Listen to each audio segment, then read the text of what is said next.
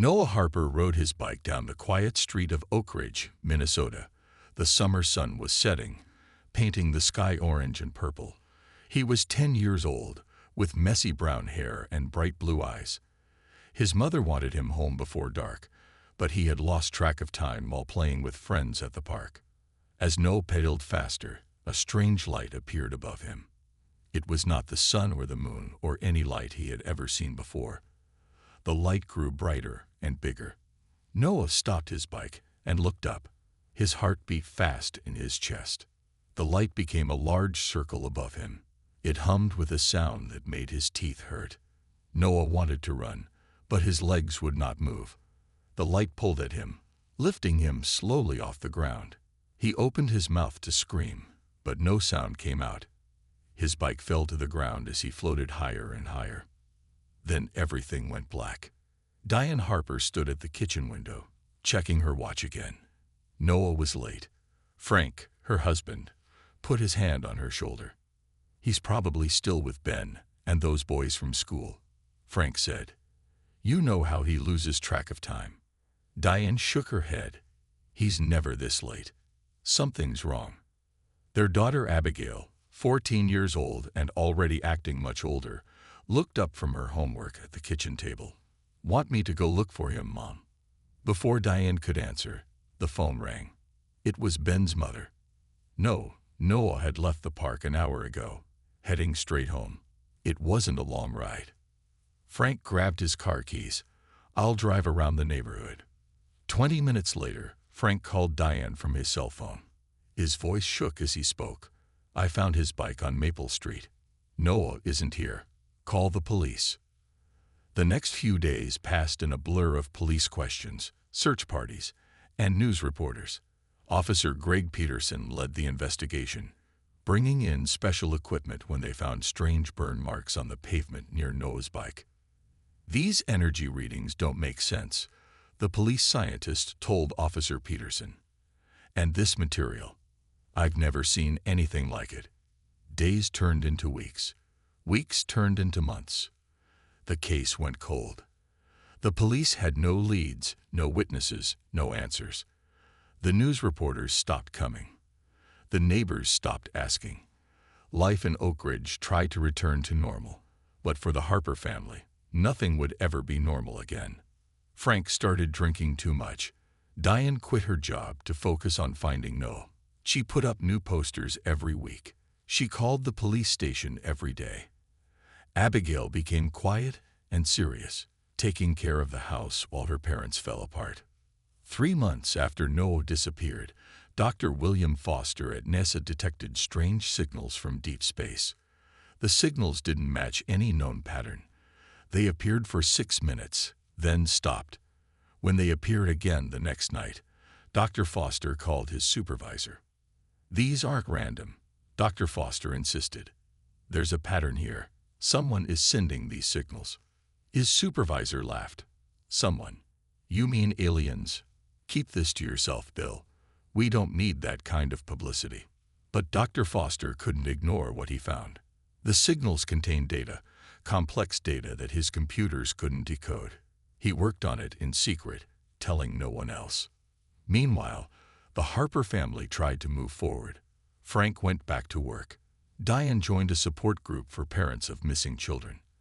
Abigail threw herself into school activities. But every night, Diane sat in Noah's room, looking at his toys, his books, his empty bed. "We'll find you," she whispered. "Wherever you are, we'll find you." What she didn't know was that Noah was no longer on Earth.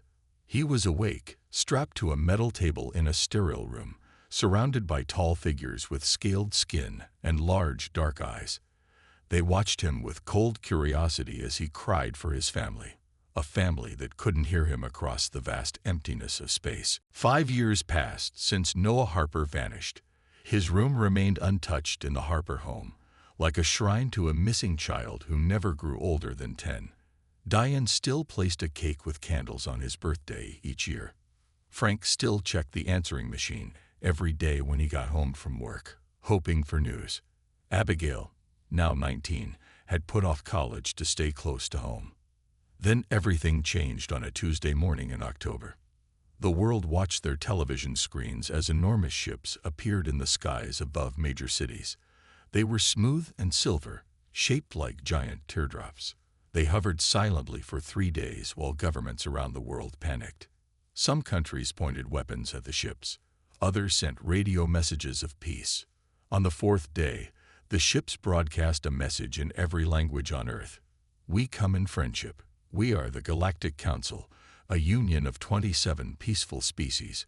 We wish to welcome Earth to our community. Most people celebrated. Some were scared. A few, like Admiral Jason Winters of the United States Navy, were suspicious. They could have contacted us before showing up. Admiral Winters said during a meeting at the Pentagon, "Parking ships over our cities feels more like a threat than a friendly visit."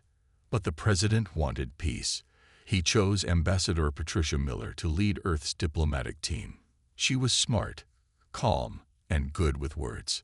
The council representatives invited Ambassador Miller and her team to their main ship.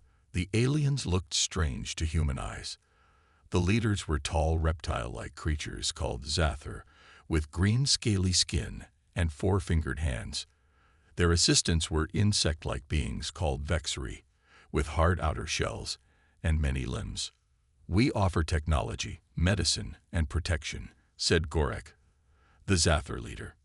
"In exchange, we ask for resources and cultural exchange." "What resources?" Ambassador Miller asked.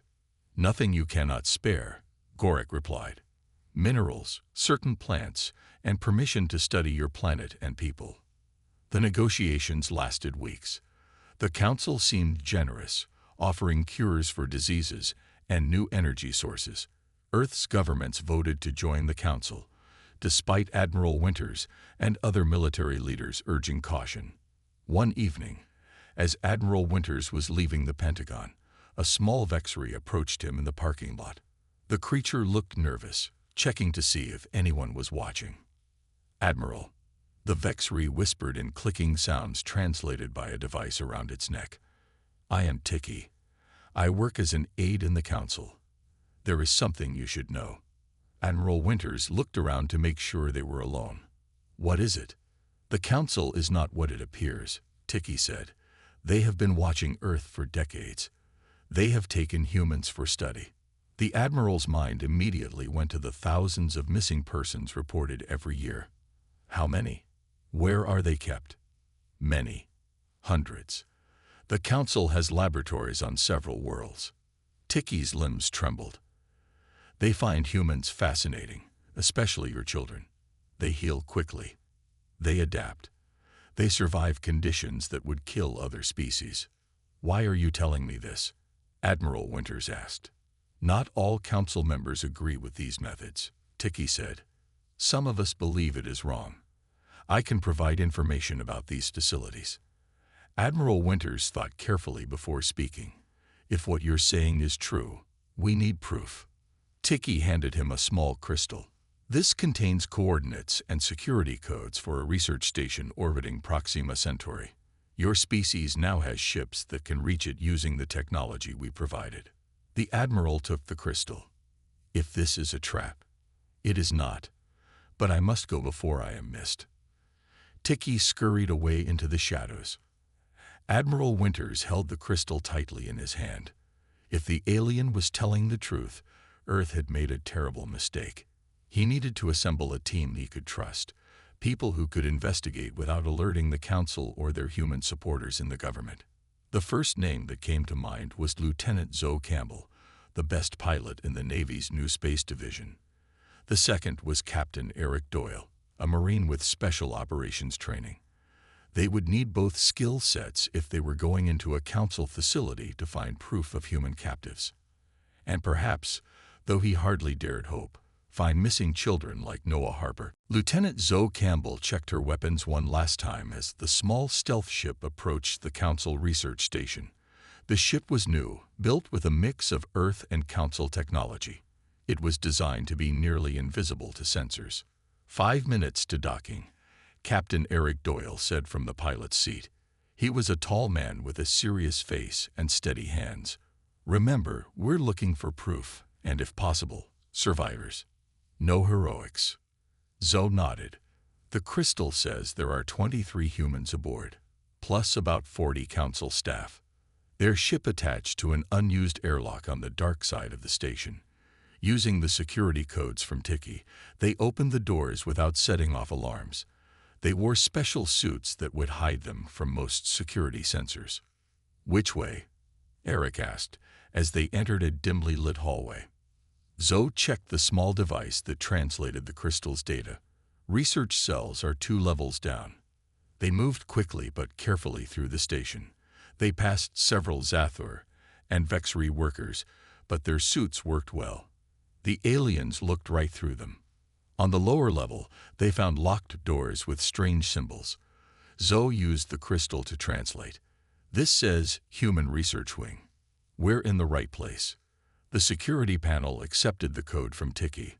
The doors slid open. What they saw inside made them freeze in horror. The large room was filled with clear cells. Inside each cell was a human, most of them young. Some were asleep. Others sat in corners, looking afraid. Strange machines were attached to some of them.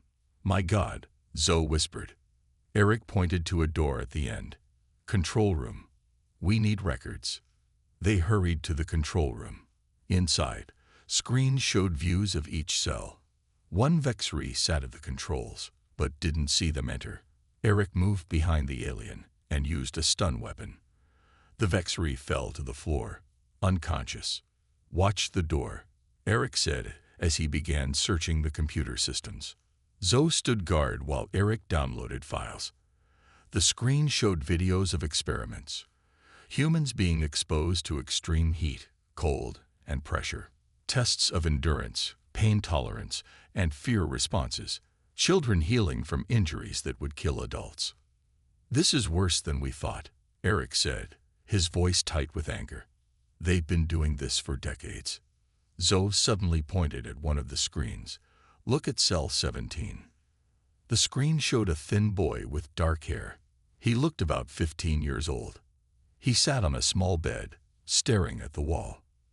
"That could be Noah Harper," she said. "The age is right." Eric checked the computer. Cell 17. Subject acquired 5 years ago from Earth, Minnesota region. It must be him. They had their proof, but Zoe couldn't leave knowing a child from their own planet was just rooms away. "We have to get him out." Eric hesitated, then nodded. "We'll take him, use him as a witness. But we need to be fast." They found cell 17 and opened it with the crystal's codes. The boy inside looked up, his blue eyes empty of hope. "Noah Harper?" Zoe asked softly. The boy's eyes widened. "You're human, real humans." "We're here to take you home," Eric said. Noah stood up slowly, as if he couldn't believe what was happening. "Home? To Earth?" "Yes, but we need to hurry," Zoe said, reaching for his hand. As they left the cell, an alarm suddenly blared. Red lights flashed in the hallway. "They've found the unconscious guard," Eric said. "Run." They raced back toward their ship, supporting Noah between them. His legs were weak from years of captivity. As they reached the upper level, 4 Zathor security officers appeared ahead, holding weapons. "Go left," Eric shouted, pushing Zoe and Noah toward another hallway. He turned to face the Zathor, firing his weapon. Zoe pulled Noah along the side passage. "We need to reach airlock 7. Behind them, they heard Eric shout in pain. Zoe wanted to go back for him, but she had to protect Noah. "What about your friend?" Noah asked as they ran. "He knew the risks," Zoe said, her voice breaking. She hoped Eric was only captured, not killed.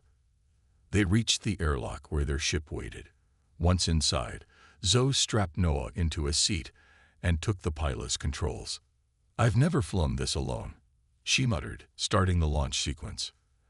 As the ship detached from the station, Noah spoke in a quiet voice. "There are more of us. Hundreds more. On other stations." Zoe looked at the boy, seeing the pain in his eyes. "We'll come back for them." I promise. The Harper family sat in the military hospital waiting room. Diane clutched Frank's hand so tightly her knuckles turned white.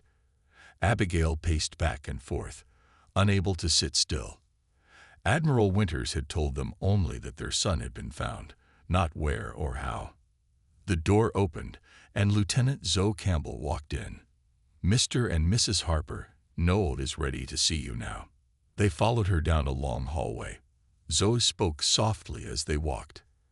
"I need to warn you. Noah has been through a lot. He's different from the boy you remember." Diane stopped. "Different how?" "He's been hurt, tested on. But physically, he's mostly okay. It's his mind I'm worried about. He doesn't talk much." They entered a quiet room with blue walls. A thin boy sat on the bed, looking out the window. When he turned to face them, Diane gasped. His blue eyes were the same, but they looked older, filled with pain no child should know. "No," Frank whispered. The boy studied them carefully. "Dad, Mom, Abby." His voice was rough, like he wasn't used to speaking. Diane ran to him, wrapping her arms around her son. Noah stiffened at first, then slowly relaxed into her embrace. Frank and Abigail joined them, the family holding each other and crying. In another room, Admiral Winters watched the reunion on a monitor. Beside him stood Dr. Lydia Foster, the military's top psychologist. "Will he ever be normal again?" the Admiral asked. Dr. Foster sighed. "Normal is relative. He's been through severe trauma. But children are surprisingly resilient. He's our only witness who can testify about what the Council has been doing," Winters said, "and our only lead to Captain Doyle and the other captives. He's also a 15-year-old boy who needs time to heal," Dr. Foster reminded him firmly. Over the next few weeks, Noah slowly adjusted to being back on Earth. Dr. Foster worked with him daily, helping him process his trauma. The Harper family moved to a safe house on a military base, protected from both the press and possible Council agents. During a therapy session, Noah revealed something unexpected to Dr. Foster. "I can feel things," he said quietly. "In my head, like other people's thoughts." Dr. Foster kept her face calm, though her heart raced. "Can you give me an example?" Noah pointed to the door. "There's a guard out there named Paul. He's worried about his daughter's math test today." Dr. Foster checked later. The guard's name was indeed Paul, and his daughter had a math test that day. Noah showed other strange abilities too. He could move small objects without touching them. He could heal small cuts on his skin within minutes. Dr. Foster reported everything to Admiral Winters. "The Council didn't just torture these kids," she explained. "They were studying them because humans have potential they don't understand." Meanwhile, the Council demanded Noah's return. They claimed he was Council property and part of an official research program Earth had agreed to. Many politicians, afraid of losing Council technology and protection, considered giving him back. Admiral Winters was furious. "He's a human child, not property." Noah heard about these discussions and became afraid. One night, he woke up screaming from a nightmare. "They're hurting Eric," he told his parents. "I can feel it." The next morning, Noah asked to speak with Admiral Winters and Dr. Foster. "I want to help find the others," he said. "I think I can." "How?" the Admiral asked. Noah closed his eyes. "When I sleep, I can see them. The other children. We're connected somehow, after what the Council did to us. I know where some of them are." Dr. Foster and Admiral Winters exchanged looks of surprise. "I need to help them," Noah continued. "And Captain Doyle, too. He saved me, and now they're hurting him because of it." As Noah spoke, the lights in the room flickered. A glass of water on the table vibrated, then cracked. "I'm getting stronger," Noah said, looking at his hands. "And I'm not the only one. All of us who were taken, we're changing. The Council is afraid of what we might become. That's why they want me back." Admiral Winters nodded slowly. "Then we better make sure they don't get you, and we need to start planning a rescue mission." Noah looked up, his eyes suddenly seeming much older than 15. Not just a rescue mission. The Council needs to pay for what they did to us. Professor Alan Garcia walked quickly through the Pentagon hallways. His hand shook as he carried a thick folder marked Top Secret. 2 armed guards followed him to Admiral Winter's office. "This can't wait," he told the secretary. "I need to see the Admiral now." Inside the office, Admiral Winters was meeting with General Samantha Powell and Dr. Foster about Noah's abilities. "His powers are growing daily," Dr. Foster was saying. "Yesterday he lifted a chair without touching it. Today it was a desk." When Professor Garcia burst in, the Admiral frowned. "This better be important." Garcia dropped the folder on the desk. "The Council has been on Earth much longer than we thought. I found evidence in their technology. The metal in their ships has been mined from our planet. They've been taking resources and people for at least 50 years. Admiral Winters opened the folder and saw pictures of strange devices found buried near towns where people had disappeared. "Why didn't we notice this before?" "They're very good at hiding," Garcia said. "But once I knew what to look for." The meeting was interrupted when an aide rushed in.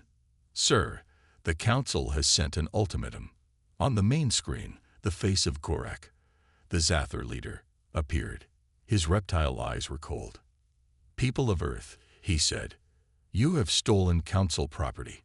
Return subject N7293, known to you as Noah Harper, within 48 hours or face consequences. This is not a request. It is an order." The screen went dark. "They're threatening us," General Powell said. "We need to prepare our defenses." Admiral Winters nodded.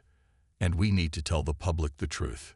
Despite protests from politicians who wanted to keep relations with the Council, Admiral Winters released the evidence of human experimentation. He showed videos from the research station and Professor Garcia's findings. Noah Harper appeared on television, telling his story. The world was horrified. Protests erupted outside Council buildings. Parents of missing children demanded answers. For the first time, all countries on Earth united against a common enemy. Secretary General Maya Jackson called an emergency meeting of world leaders. They voted unanimously to reject the Council's ultimatum. In a globally broadcast speech, she said, "We do not return children to their abusers. We do not bow to threats. The Galactic Council has committed crimes against humanity. Today, Earth declares war on the Council." When the Council received this message, they laughed. Gorak told his commanders, "These primitive humans cannot hope to fight us. They have only had our basic technology for 5 years. We have been spacefaring for thousands of years." But the Council did not understand what they had created in Noah and the other children they had experimented on.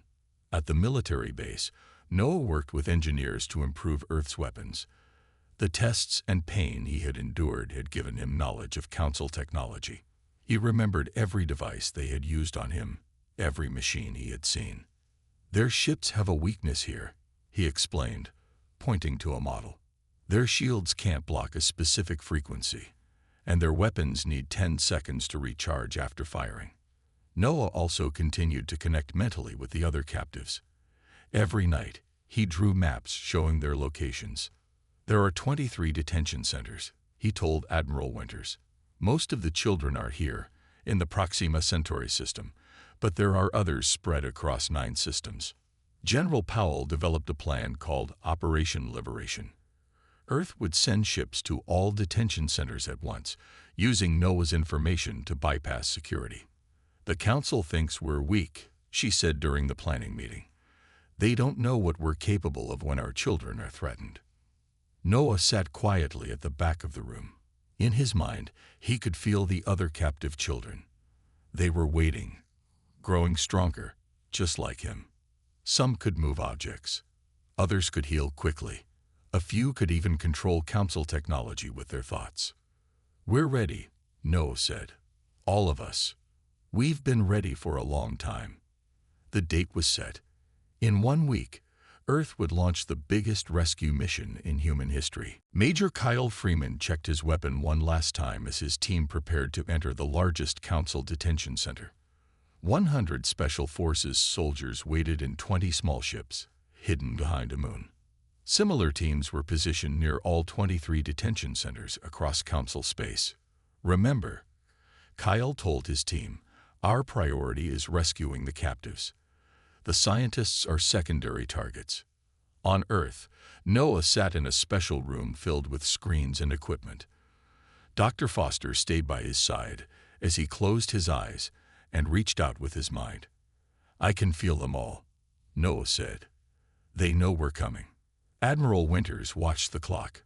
All teams, execute Operation Liberation. Across Council space, human ships moved toward their targets. Using the information Noah provided, they bypassed security systems and alarms. The Council had never expected humans to find their secret facilities, let alone attack them all at once. Major Freeman's team was the first to breach their target. They moved swiftly through the corridors, disabling Council guards with stunning weapons. When they reached the detention area, they found 50 human children between the ages of 8 and 16. We're from Earth, Kyle told them. We're here to take you home. A small girl with blonde hair stepped forward. We knew you were coming, Noah told us. Kyle was confused. Noah? How? In our minds, the girl explained. We can talk to each other now.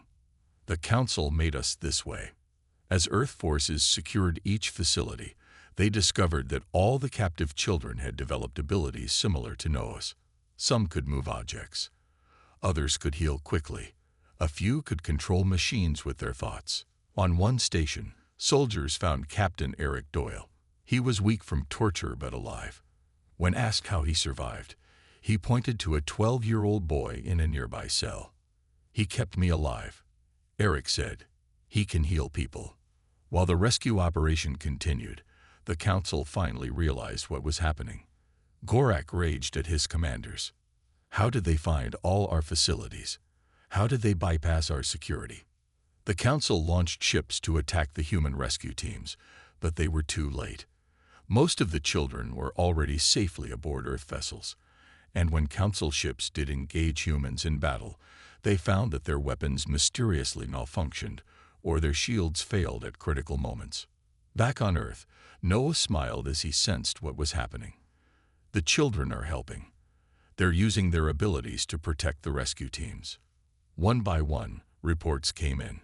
Facility 1 secured, 32 captives rescued. Facility 2 secured, 26 captives rescued. The pattern repeated across all 23 detention centers.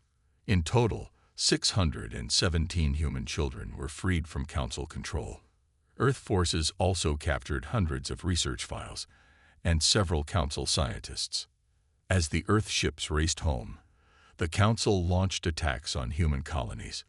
But Noah and the other children were ready.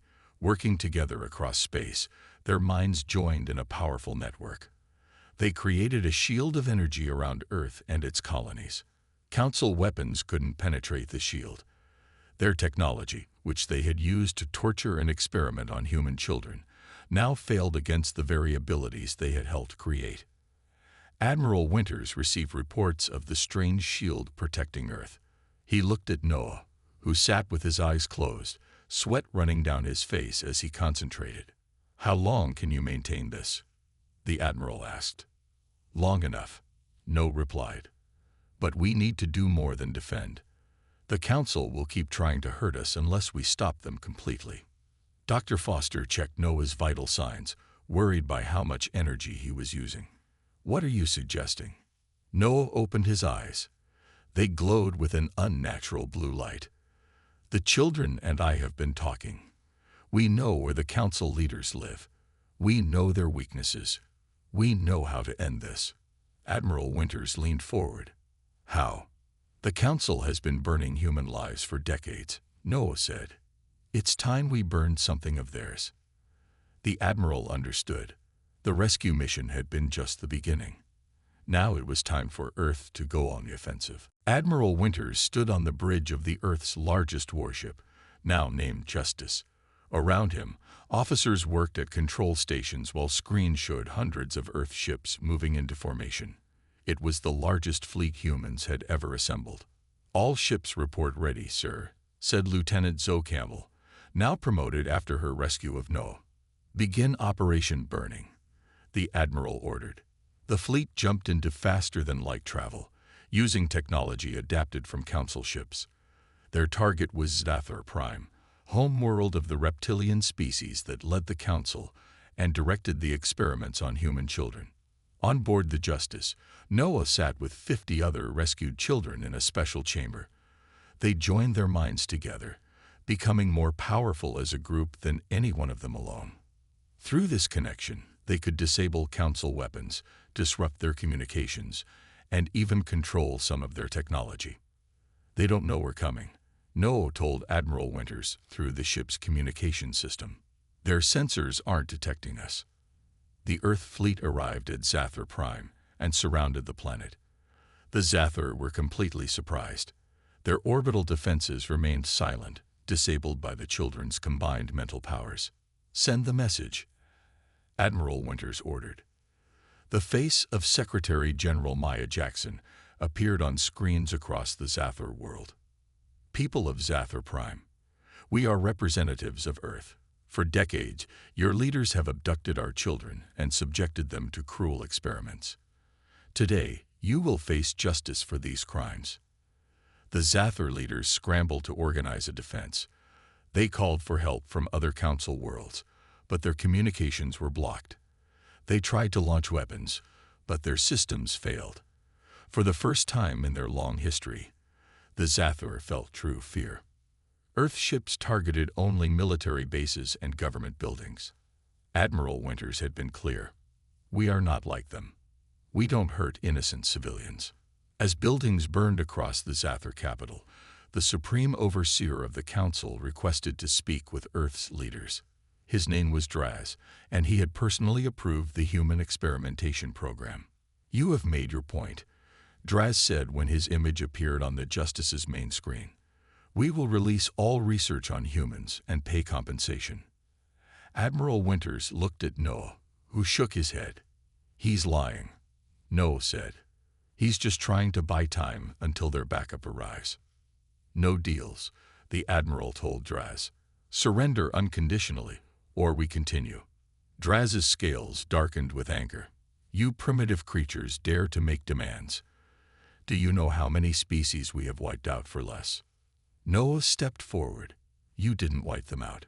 You experimented on them first, like us. But they weren't as strong as humans. They couldn't fight back." Draz seemed shocked that Noah knew this. "Impossible. Those records are sealed." "Not from us," Noah replied. "You wanted to see what we could do when pushed to our limits. Now you know." The Justice shook as Zathor ships finally managed to launch an attack. But the human fleet was ready. Earth ships moved with perfect coordination, their weapons finding gaps in Zathor defenses. In the special chamber, the children joined their minds more deeply. They reached out to the damaged Zathor systems and took control. Defense platforms turned against their own ships. Shields protecting government buildings suddenly failed. As the battle continued, news spread to other Council worlds. Many species had suffered under Zathor rule. Some had lost their own children to experiments. Now they saw the mighty Zathor falling to a species they had dismissed as primitive. Several Council members secretly contacted Earth, offering to switch sides. They provided locations of Zathor hideouts and weapon stockpiles. The alliance that had stood for thousands of years began to crumble. By the end of the day, the Zathor government had fallen. Draz and other leaders who had ordered the experiments were captured. Admiral Winters stood in their council chamber, surrounded by burning buildings visible through large windows. "Now," he said to Draz, "you will tell us everything about the experiments, and then you will stand trial for what you did to our children." 1 year after the fall of Zathor Prime, Noah Harper stood by a window in the new Galactic Embassy on Earth. At 16, he had grown taller, and his eyes held wisdom beyond his years. Behind him, representatives from 26 alien species sat around a large table. The old council chamber had been replaced with this new meeting place on human territory. "The treaty is ready for signing," said Secretary General Maya Jackson. "This marks the official end of the Galactic Council and the beginning of the Interstellar Alliance." Noah watched as each representative signed the document. Many former Council species had eagerly joined Earth's new alliance after seeing the Zathor defeated. Others had been more reluctant, but none wanted to face human warships. The Zathor themselves were not present. Their leaders were imprisoned on an isolated planet, serving life sentences for crimes against sentient beings. Their military had been disbanded, their weapons destroyed. It would be generations before they could threaten anyone again. Later that day, Noah sat with Dr. Foster in her office at the new Center for Enhanced Human Studies. The center worked with the 600 rescued children, helping them understand and control their abilities. "How's your family doing?" Dr. Foster asked. Noah smiled. "Good. Mom and Dad are running the support network for families of the rescued children. Abigail is studying xenobiology. She wants to understand how different species think." "And you? Have you decided what you want to do?" Noah looked at his hands. "I want to make sure nothing like this ever happens again. Not to humans, not to any species."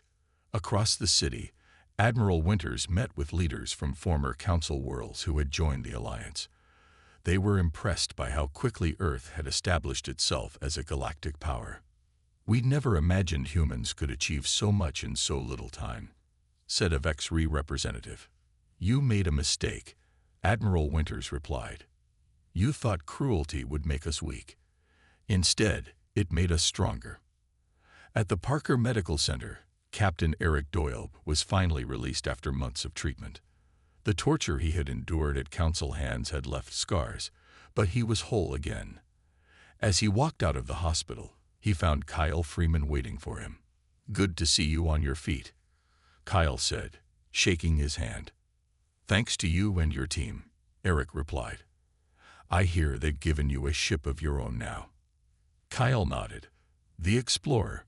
We're mapping the edges of known space, making contact with non-Council species." He hesitated. "We could use an experienced officer." Eric smiled. "When do we leave?" In their home outside the new capital, the Harper family shared a quiet dinner. For the first time in years, they felt normal. Diane no longer jumped at every sound, afraid someone would take her son again. Frank had stopped drinking. Abigail laughed more easily. Noah ate slowly, enjoying the simple pleasure of family. Through his mental connection, he could feel the other children across Earth and its colonies. They were healing too, finding new purposes. Some worked with the military, using their abilities to protect human interests. Others helped scientists understand alien technology. A few, like Noah, served as bridges between species. After dinner, Noah went to his room and opened a communication channel to Tiki, the Vexri who had first revealed the truth about the Council's experiments. Tiki now served as an ambassador to Earth. "The last detention center has been converted," Tiki reported. "It is now a school for orphan children from conflict zones." "Thank you," Noah said. "Your help has been invaluable." "It was the right thing to do," Tiki replied. "My people were wrong to follow the Zathor for so long." That night, as Noah slept, he dreamed not of metal tables and pain, but of stars and new worlds. The Council had tried to break humanity by tormenting its children. Instead, they had awakened something powerful within them. Earth now stood at the center of a new galactic order. An order built not on fear and exploitation like the Council's, but on justice and cooperation. The universe had learned an important lesson. Humans protected their own, and those who harmed human children would find their worlds burning.